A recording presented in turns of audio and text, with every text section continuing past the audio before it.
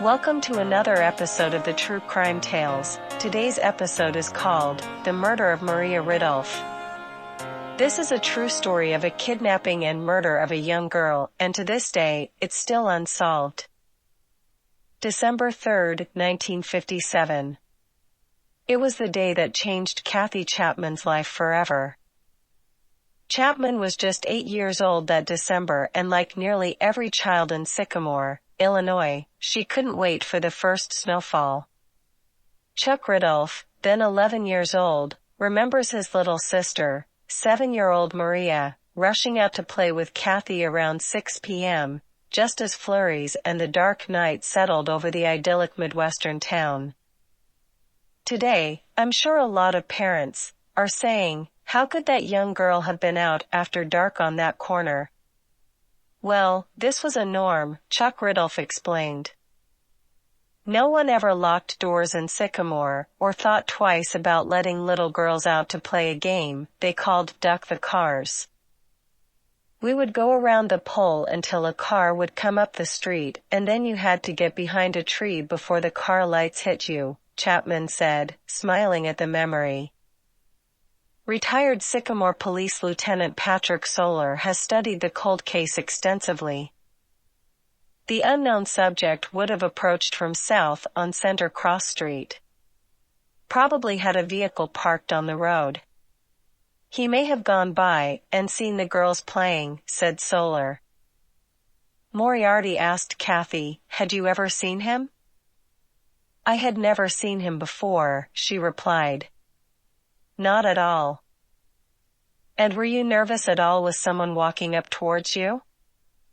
No, we didn't even think twice about it, Chapman explained. He stopped to talk to us, told us his name was Johnny. Maria took the piggyback ride, and he went maybe 20 feet away with her, and then came back, and asked if we liked dolls, and then Maria went home to get a doll. She went home and brought her doll back. And I said I was going to go home and get my mittens. I was cold, Chapman continued.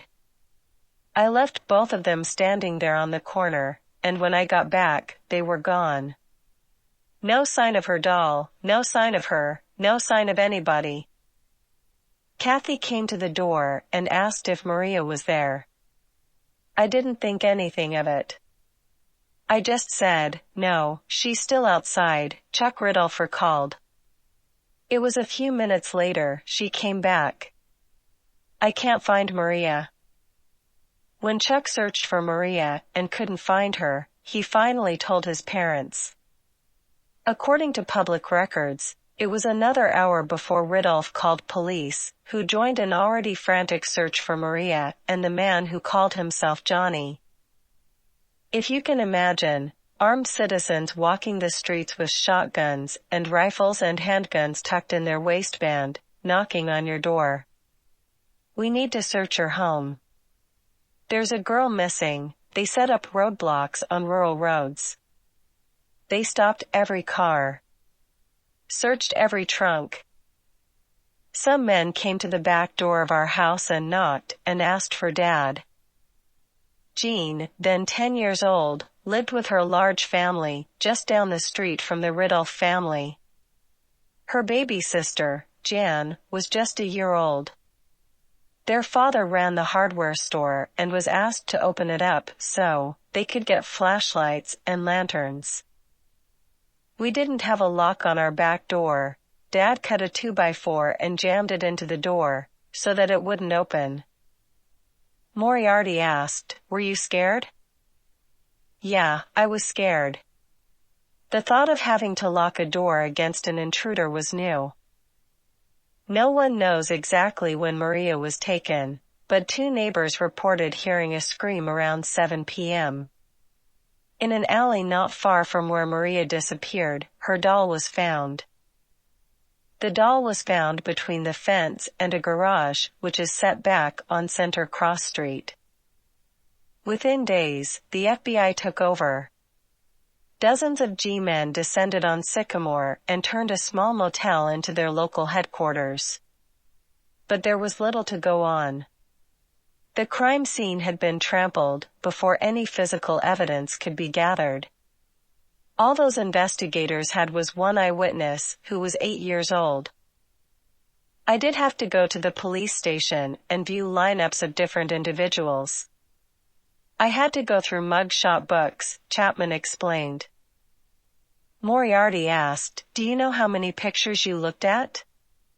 Do you have any idea?" "Lots and lots and lots," said Chapman. "Hundreds?" Moriarty wondered. "Yes," Chapman replied. "Thousands even?" "Yes, thousands." They talked to probably 1,000 people in our community, but they had a short list of about a dozen individuals who were on their A-list, so to speak. There were a lot of suspects in that little town of Sycamore, Ridulph said. It's surprising how many people were on the list of sexual predators. Of course, being a sexual predator at that time could have been a young man caught peeping into a window. 3 weeks later, when Christmas came around, Maria was still missing. I remember Maria's wrapped gifts still under the tree. "And your mom hoping she was still somehow alive," said Moriarty. "That's right. Hoping she would be home for Christmas." Moriarty had asked Chapman, "How long did it take before you found out what had happened to Maria?" 5 months. "She was found 5 months later," she replied. On April 26, 1958, the case went from a kidnapping to a murder when Maria's tiny body was found partially clothed 90 miles away, near Galena, Illinois. A farmer and his wife ended up finding the body partially concealed under a downed tree. Because Maria had not been taken across state lines, the FBI handed the investigation over to the Illinois State Police. 2 years later, the Illinois State Police ran out of new leads, and the case went cold. Kathy Chapman never stopped looking for the face that only she had seen. "I never stopped looking for him, never," she told Moriarty. "Isn't it still hard for you, Kathy?" "Yeah, it is. It's been a long struggle," an emotional Chapman replied. But Kathy hasn't been alone. Jean Tessier has also been haunted by the night Maria disappeared, but for a very different reason. Days later, her brother, John Tessier, became a suspect in Maria's murder after investigators received an anonymous phone call. "At some point, the FBI came to your home," Moriarty noted to Jean. "They did," she said. "They were scary men in suits, and they asked my mom whether John had come home that night. And she said yes. But according to Jean, that was a lie."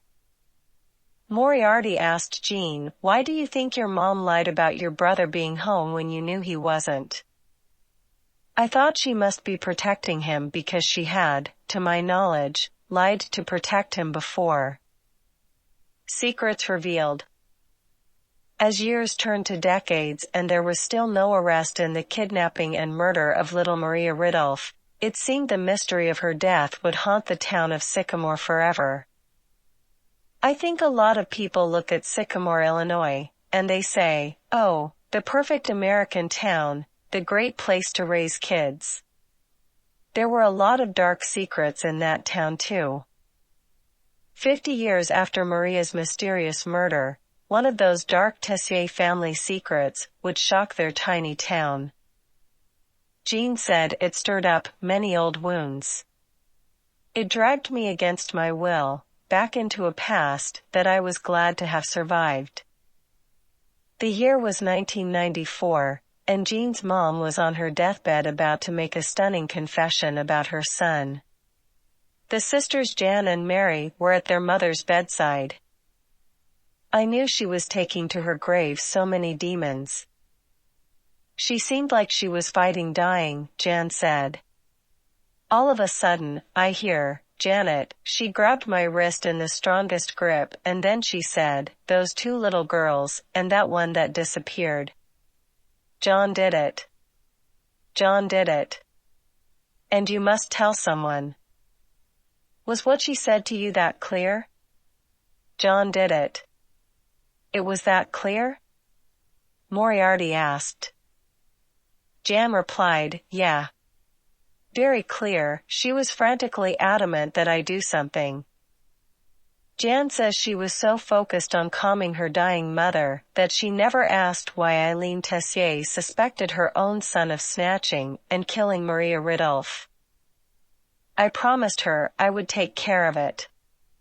I said, 'Mom, don't worry, I'll take care of it,'" Jan explained. And finally, she just, kind of, put her head back on the pillow and said, "Oh, you know," and closed her eyes. Eileen Tessier died weeks later. Jan says she didn't trust her father to be honest about this, so she made it her mission to find the truth. "I was kind of the family screw-up for a lot of my life. And if I touched something it broke. And I think, in a way, it was me fulfilling an obligation finally, living up to my promise," she told Moriarty. While Jan's siblings had their doubts, they all decided to support her in her quest for justice and risk revealing even more painful family secrets. "We all realized that this is what we had to do," said Jean. "We had to open up all the secrets," Jean said. "And this nightmare of a past. Who wanted to do that? And put it out for the world to see?" Jan called the FBI and the Sycamore Police Department, but her brother appeared to have an alibi, placing him miles away from the crime. John Tessier even passed a polygraph. So, both agencies chose not to investigate, and Jan gave up. Then, 10 years later, a friend got Jan thinking again about the promise she made to her mother. He says, "You never know. You may find a real bulldog of an investigator." And for some reason those words hung in my head.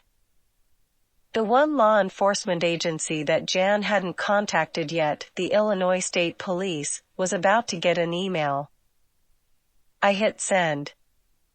And then I went outside to have a cigarette. And I looked up at the sky and I said, "Mom, listen, you and God better get something rolling here because I can't keep doing this," she said. And 2 days later, I get a phone call. I remember looking up and going, "Well, that was pretty good, Mom." Special Agent Brian Hanley wanted to hear more. "Why? What was so significant about what Jan had to tell you about this case?" Moriarty asked. "She came to us and told us that her brother committed this murder," said Hanley. "And that this is going to be something that drags the whole family into the spotlight?" "Correct," he said. "I knew that it would be like ripping the scab off of this very deep wound," said Jean. Jean Tessier didn't hold back when Hanley interviewed her, starting with the lie she says her mother told the FBI about her brother. "All I knew was that John didn't come home that night that Maria disappeared, and that Mom lied to the FBI and said he had," she told Moriarty. Jean says she also wanted Hanley to know just how evil her brother could be. So, for the first time ever, she revealed what she says is a long-buried family secret. "He asked me something about what I knew about John's sexual tendencies. And I told him that John had abused me," she continued. Throughout her childhood, Jean says her brother sexually abused her, and so did her father. She says her own mother knew, but kept it secret. She said, "I love my mother, I love my father, and I love John. But they all did great harm to me." By this time, Jean's father has also died. There was only one person who could say for sure if John Tessier was the Johnny who kidnapped and killed Maria Ridulph. Boy, my eyes lit up. A suspect, after all these years? I thought the case was closed, said Maria's playmate, Kathy Chapman. Chapman was by then a 61-year-old grandmother when Hanley showed her a photo lineup of 6 pictures of young men who lived in Sycamore in 1957. One of them was John Tessier. She picks this one and says, "No," and points to this one. "That was Johnny," said Chapman. "Immediately, you knew it?" Moriarty asked. "Immediately," she replied. Moriarty asked Hanley, "In the back of your mind, what are you thinking?" "I'm thinking we've got the right guy," he said. Agent Hanley tracked John Tessier to Seattle, Washington, but his name was now Jack McCullough. He says he took his late mother's maiden name to honor her family and then married Janie O'Connor's mother. When my mother called me to tell me that Jack had been arrested, I laughed. It was unbelievable. I mean, those aren't words I ever expected to hear, O'Connor said. I've known Jack since I was 8 years old. I grew up with him. I can't see that. But Hanley and 2 veteran Washington State cold case detectives saw something different in Janie's stepfather. Especially when they showed him the photo lineup that Kathy Chapman saw. "I don't know any of these guys." "I don't think any of these guys are from Sycamore," McCullough told detectives. Like it or not, Jack McCullough was about to come face to face with John Tessier and his alleged dark past. John Tessier, aka Jack McCullough. At a police station in Seattle, 2,000 miles away from Sycamore, Illinois, the main suspect in Maria Ridulph's kidnapping and murder is taken in for questioning. The suspect, John Tessier, is a 72-year-old former police officer, living in Seattle under a new name, Jack McCullough. When investigators make it clear they suspected McCullough of being the Maria Ridulph killer, he goes on the defensive. "I did not kidnap that little girl.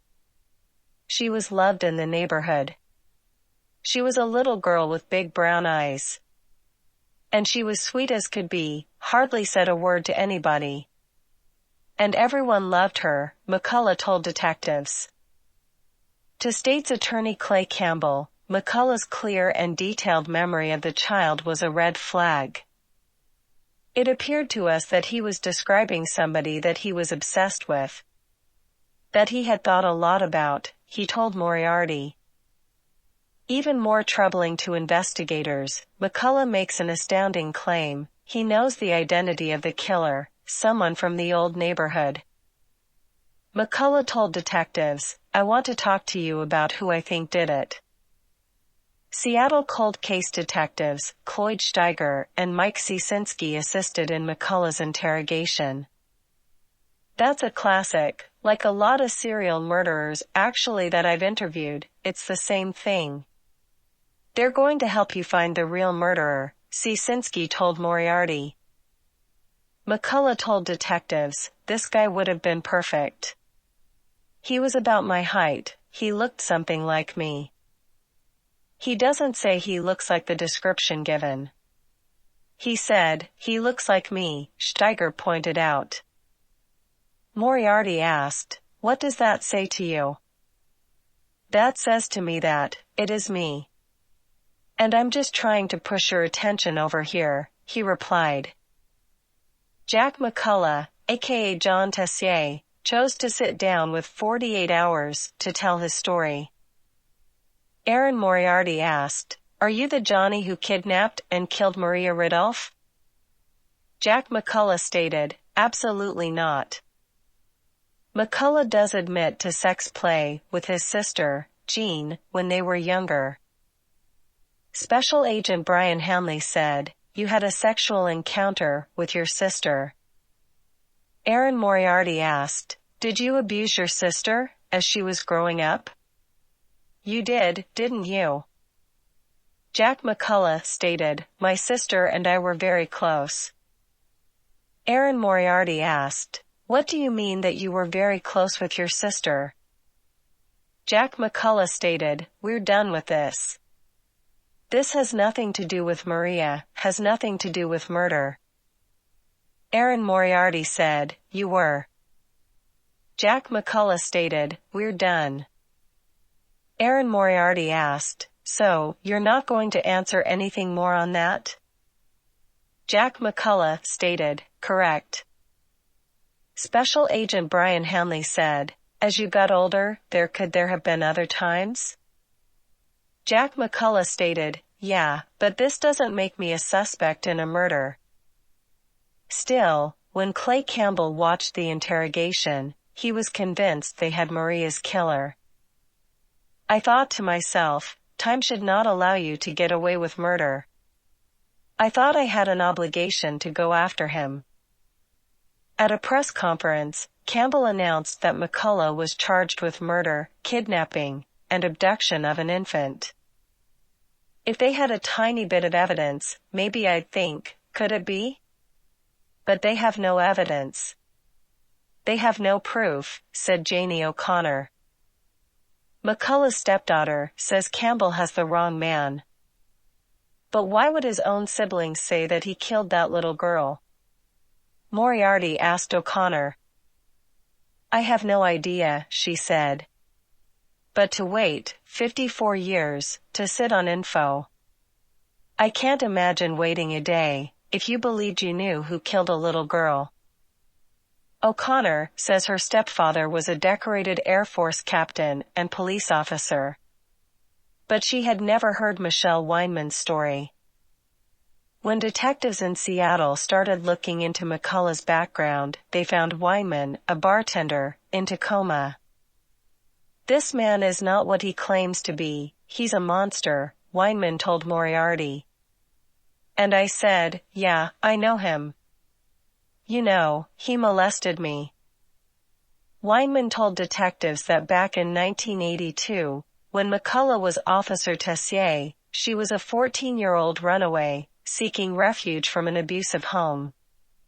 Weinman says he took her in and then made a move. "I was on the couch, and he just started to touch me and tried to kiss me. And he assaulted me," she said. Moriarty asked, "When you say assault, did he rape you?" "You know." An emotional Weinman replied, then buried her head in her hands. Tessier was charged with statutory rape, but eventually pleaded guilty to communication with a minor for immoral purposes, a misdemeanor, and was fired from the force. Jack McCullough asked, "It didn't happen?" Aaron Moriarty asked, "If nothing happened, why would you plead guilty?" Jack McCullough stated, "I didn't have money to fight it." Aaron Moriarty asked, "So, you're saying you never touched Michelle Weinman?" Jack McCullough stated, "I'm saying I never raped her. I never attempted to rape her. I never had sex with her." But State's Attorney Clay Campbell still had to prove that McCullough was a killer. In search of DNA evidence, the state had Maria Ridulph's body exhumed. After a half-century, they found nothing. Moriarty asked Campbell, "There's no physical evidence at all to tie Jack McCullough to this murder?" "That is correct," he replied. "It's all circumstantial?" "That's correct," said Campbell. So, Campbell made a surprising move. He charged Jack McCullough with a different decades-old crime. During the investigation, Jean Tessier had revealed a specific incident that she says happened when she was 14, and her brother was home on a military leave. "He drove to a home I didn't know in another part of town and raped me with great, cold anger. And then shared me with his friends," she told Moriarty. Normally, a 55-year-old rape case would be barred, but because Jack returned to the military and never came back to the jurisdiction, the statute didn't apply. So, Campbell made the controversial and risky decision to try Jack McCullough for the rape of his sister.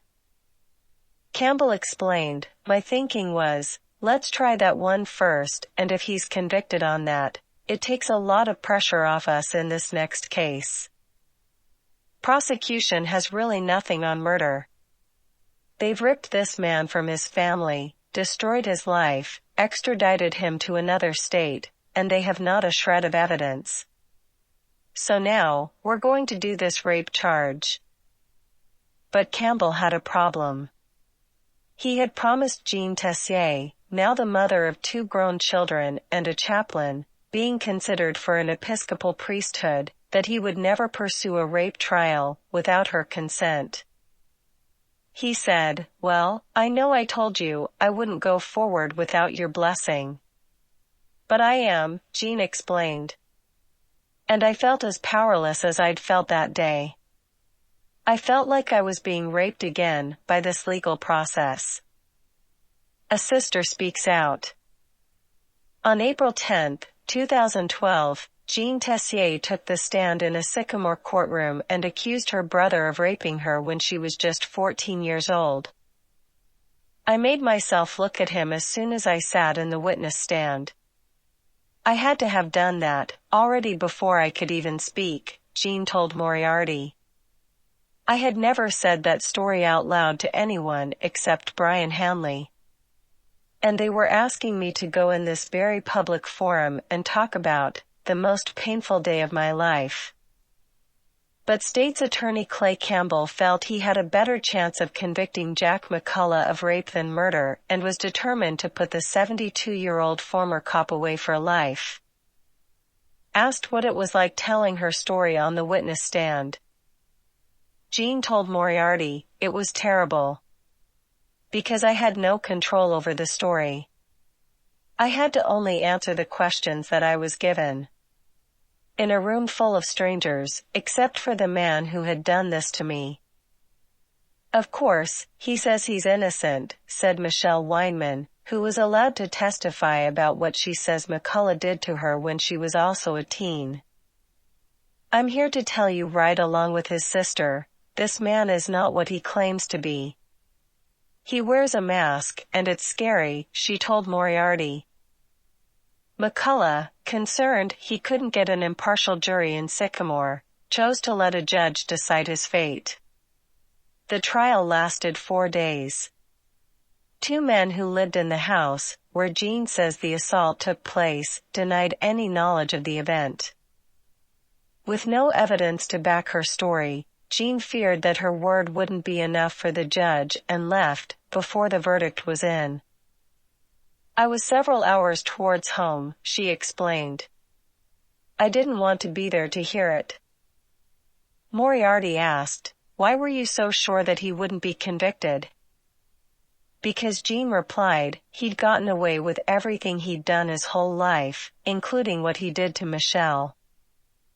Jean was right.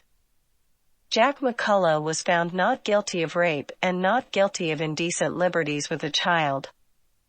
Jean says she was publicly humiliated for nothing. The judge asked, why had I waited so long to come forward? And why was I telling this story now? Jean says she wasn't allowed to tell the judge that she felt pressured to take the stand. It felt like another violation, she told Moriarty. Aaron Moriarty asked, "Did you think when you were acquitted on rape, then that it would be much easier than you might not even go on trial for the murder?" Jack McCullough replied, "No, I was never worried about the murder trial, because I had FBI evidence that I couldn't have done it." 5 months later, Campbell went ahead with the murder trial. The talk around Sycamore was that, with an election coming up, Campbell was grandstanding for votes. He says, if anything, he was risking his re-election. "I consulted with an awful lot of people. And almost every single one of them told me, Clay, you cannot do this. It's a political disaster. And there's no way you can find him guilty of this," Campbell told Moriarty. With no physical evidence, Campbell's case relied on an eyewitness and 2 sisters testifying against their brother more than 50 years after the fact. Aaron Moriarty asked, "Do you think your mother thought you had something to do with the Ridulph death?" Jack McCullough replied, "I don't know. She was not all there. She was under the influence of drugs and psychotic. Nobody knows what she was talking about. It was all in her head." Asked if her mom might have been confused, Jan Tessier told Moriarty, "I did not at the time. I don't know why, but I knew she was speaking the truth. We knew it was a long shot trying to get that evidence in," Campbell explained. "The mother isn't here to be interviewed." McCullough was certain the judge would never allow testimony of the deathbed confession, but the judge did allow it. Still, Campbell was worried. Would the judge believe his eyewitness Kathy Chapman's positive ID of the defendant so many decades after the crime? Janie O'Connor commented, "In a small town, down the street, and you don't recognize him as the guy who lives down the street?" Chapman told Moriarty, "But I didn't know him. He was 10 years older, now that I know who he is." The state's credibility problems didn't end there. 3 jailhouse informants would testify that McCullough confessed to them behind bars.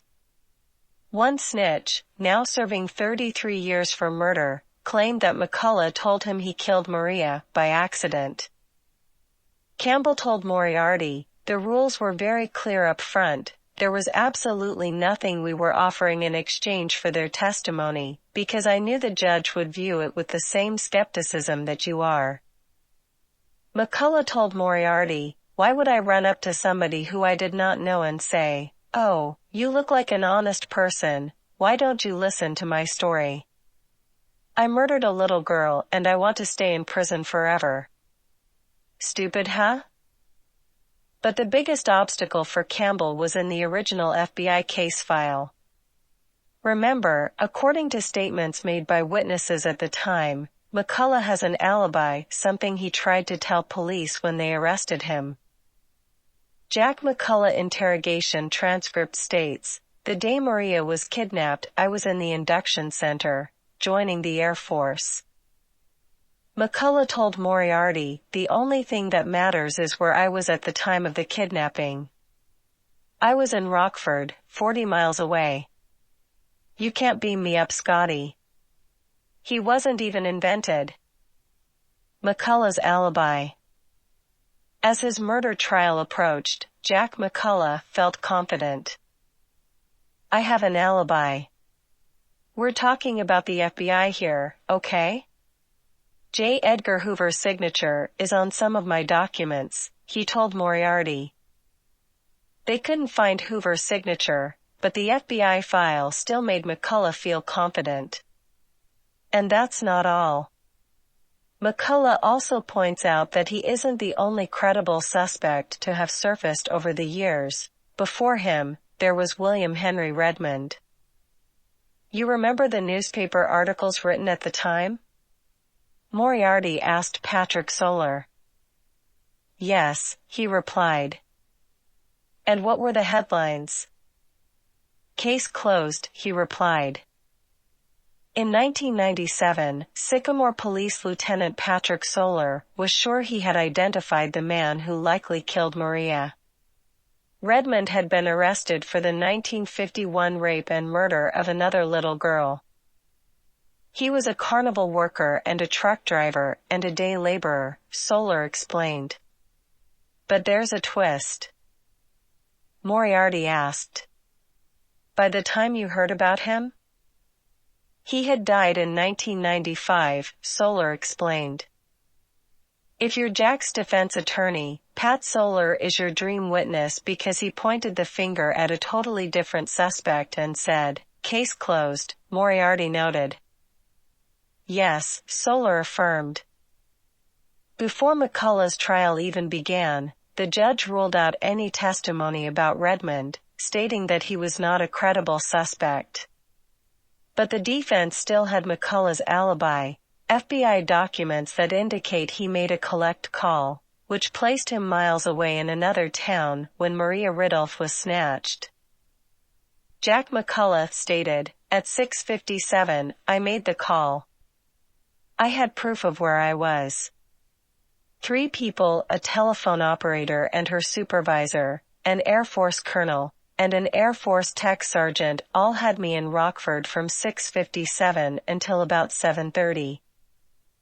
Erin Moriarty asked, "And why is that so crucial in this case?"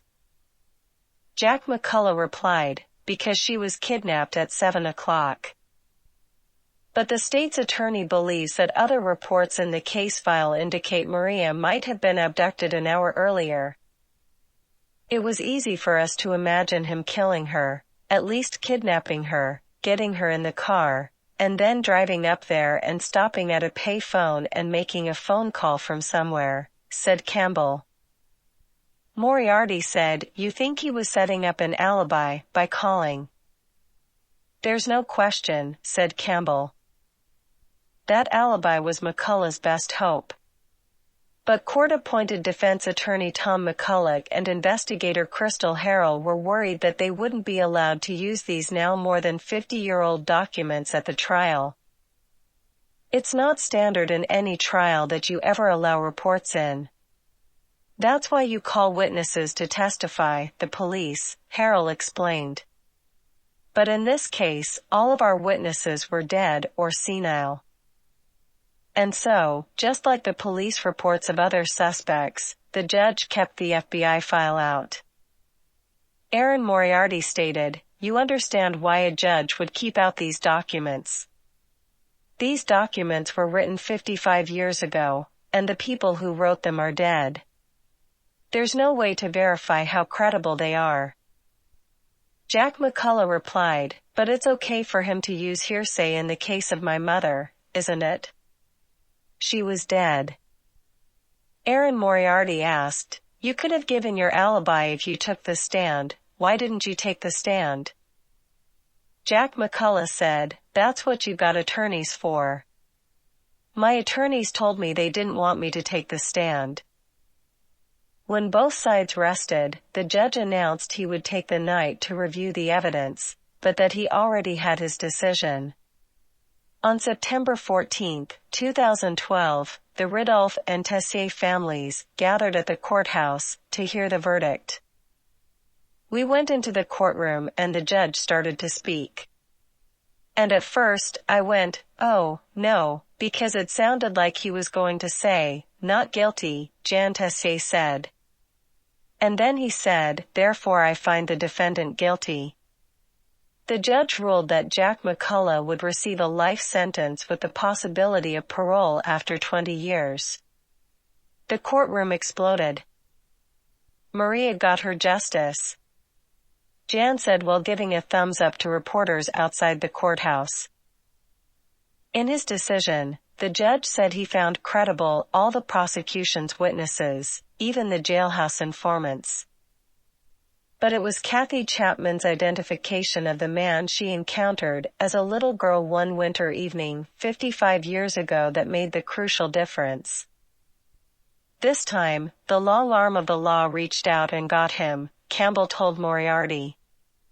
"I think the reason there's not a statute of limitations on murder is because we all think that, if you take a human life, that no matter how much time passes, if you can still come forward in a court of law and prove that that person did it, then that person ought to suffer the consequences of having taken a human life."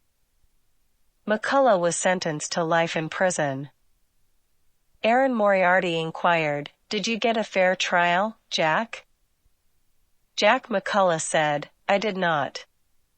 "Where's the proof beyond a reasonable doubt?" Erin Moriarty asked, "Can anybody get a fair trial after 55 years? Jack McCullough said, "No. There's nobody to testify on my behalf. They're all dead. That's the problem with getting old." Moriarty asked Jan Tessier, "Is the mystery finally solved?" "Yes, absolutely. The Ridulph family believes it. They know it. I know it. My family knows it," she replied. "The investigators know it. The prosecutors know it. It's a done deal. Aaron Moriarty, earlier in this interview, you told me that these accusations of rape and the sex allegations are irrelevant to this murder. But in fact, whoever killed Maria Ridulph was a pedophile, somebody who abused little girls. Jack McCullough said, "You don't know that. Nobody knows that. That's supposition." Aaron Moriarty asked, "But why are you unwilling to talk about these accusations of rape?" Jack McCullough replied, "It has nothing to do with murder." Aaron Moriarty said, "But it has something to do with your character. It says a lot about you." Jack McCullough replied, "I may have been a sinner, but I'm not a murderer." Aaron Moriarty asked, "Is it possible then that you were acquitted of what you did do, and convicted of what you didn't?" Jack McCullough said, "Yes, that could be." Aaron Moriarty questioned, "Is that what happened?" Jack McCullough replied, "I just don't know." Case update. As a convicted child killer, as well as an ex-cop, prison life was particularly hard on Jack McCullough. For his own safety, he was kept in protective custody, locked up in a tiny cell, 23 hours a day. But all that would change on April 15, 2016, at a hearing inside a packed Illinois courtroom. After serving 5 years of his life sentence, Jack McCullough heard the words that would set him free. Judge Bradley commented, "I will sign an order vacating the judgment of conviction." This remarkable turn in the case came after State's Attorney Richard Schmack had conducted his own review and found there was no way McCullough could have killed Maria Ridulph. The investigation was prompted by McCullough's motion for a new trial. After reviewing thousands of documents ruled inadmissible at trial, Prosecutor Schmack found himself in the unusual position of siding with the defense. The prosecutor in this county has made very clear that he believes Mr. McCullough is actually innocent, and the facts demonstrated that, McCullough's defense attorney told reporters outside the courthouse. Those facts included newly discovered phone records that confirmed that McCullough was miles away when Maria was kidnapped. A week after he was released, McCullough was back in court to hear his case dismissed. Coming from an environment of, "you can't do anything," to where you can do anything, "you got to know what freedom is, and it's just plain wonderful," McCullough said after his release from prison. And there was even more stunning news to come. In April 2017, Judge Bradley officially declared Jack McCullough innocent of Maria's murder. But McCullough will be tied up in court for years because he has filed a federal lawsuit against numerous Illinois state and local authorities for wrongful conviction. While sadly enough, one of the nation's oldest cold cases is yet again a cold case. Maria Ridulph's case is now a reopened and active investigation being conducted by the Illinois State Police. We would like to say thanks to CBS Broadcasting and 48 Hours News Feed, and court documents from Sycamore, Illinois for the info on this case. Anyone who has leads, or any creditable info on this case, please send this information to the Illinois State Police. Thanks for listening to another podcast of the True Crime Tales. Please come again, and remember, please subscribe.